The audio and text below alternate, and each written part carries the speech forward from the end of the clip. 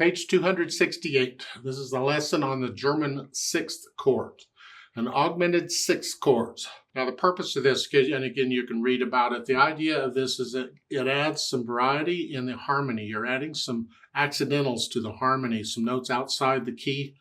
That adds a little variety and also adds tension because it is like a seventh chord, an augmented sixth chord, and it resolves. You have tension and you resolve, huh? Something provides variety. This book covers three of them: German, the French, and the Italian. Different languages or different countries. Not really the country. It's because they were made famous or well used, became familiar with everybody. There's a different person in each country that did it, and they're slightly different. Just take them one at a time. Now you can Google augmented sixth chord or German sixth, whatever you want to call it, and get just as confused as you want to. Just study it, and I'm sure there are other videos on YouTube that explain this a lot better than I'm about to, because I have no use for these chords. I don't compose, I don't improvise or arrange anything. I just play the notes I'm given. So they're covering it in the book, so we'll at least talk about it. The German sixth chord, and you can read what they've got on here. I want to try and keep this as simple as possible. The German sixth chord is inharmonically the same as a seventh chord. Remember any seventh chord. A seventh chord, remember, is a major triad and a minor seventh. Well, let's take C major, and if I take, let's just do a C7. That is a C chord, a major triad, and a minor seventh. That would just be a regular seven chord. Well, a German sixth chord would be the same keys on the piano, but different notes. It's inharmonically the same. So if you're getting confused, think seventh chord and see if you can at least figure out the notes. A German sixth chord is usually used in first inversion.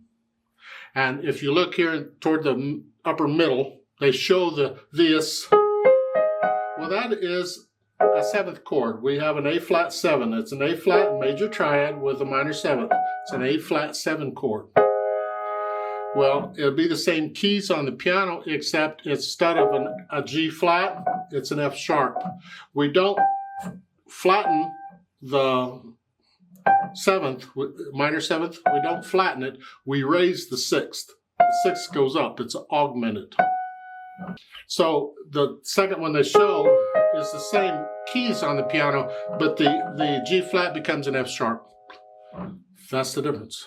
So if you get confused, go to the key, like C major, go to the sixth step, the sixth degree of the scale, 1, 2, 3, 4, 5, 6. Go down a half step, turn right, turn left, past the church, down a half step, and build a seventh chord on that. A major triad and a minor seventh. And those are the keys on the piano that will give you your German sixth chord in C major. This is in first inversion. The F sharp actually belongs here.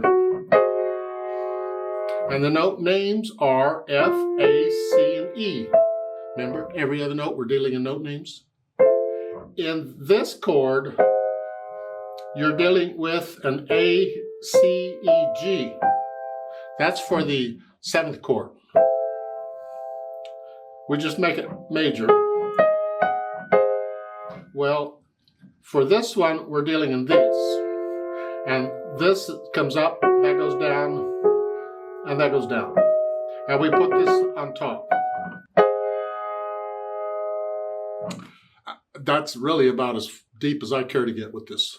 The notes there toward the bottom of the page 168, they show it there. You're in C major, you have a 1 chord or C chord, then a 4 chord or chord, then a C chord, and then this German nightmare is it's first inversion, so we're using A flat on the bottom. Remember, the F sharp is root position, F here, and then the other notes in the chord in some arrangement.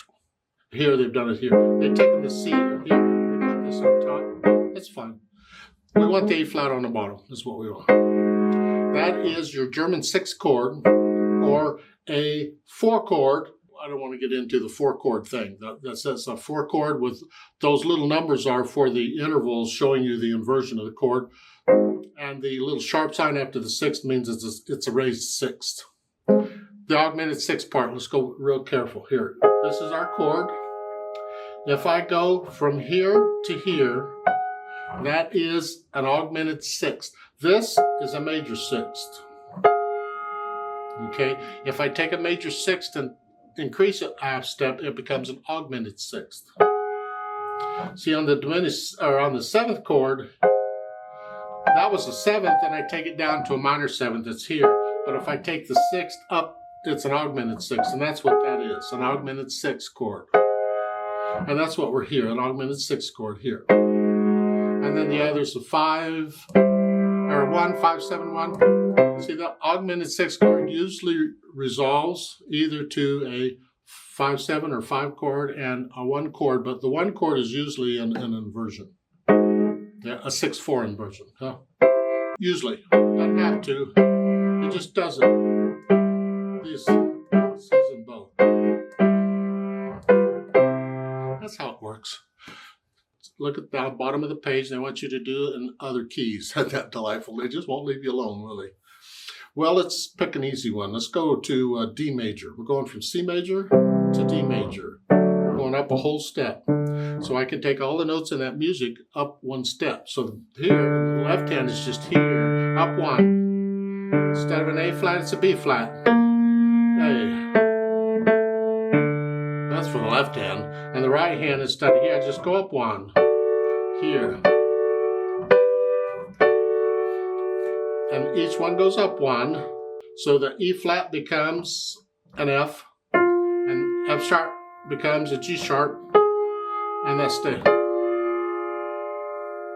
I guess. Something like that. The point is, in D major, if I want that German 6th chord, a way I can kind of figure it out if I get confused is I go to the D major, I go to the 6th step of the scale.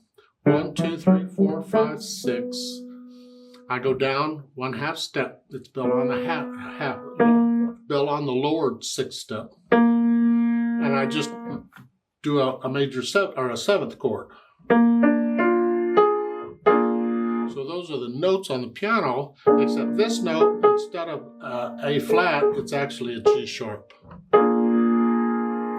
So here I'm doing this, and I'm taking this up here, I guess, and then you go to the 5 chord in D major, here. Something like that. Whew.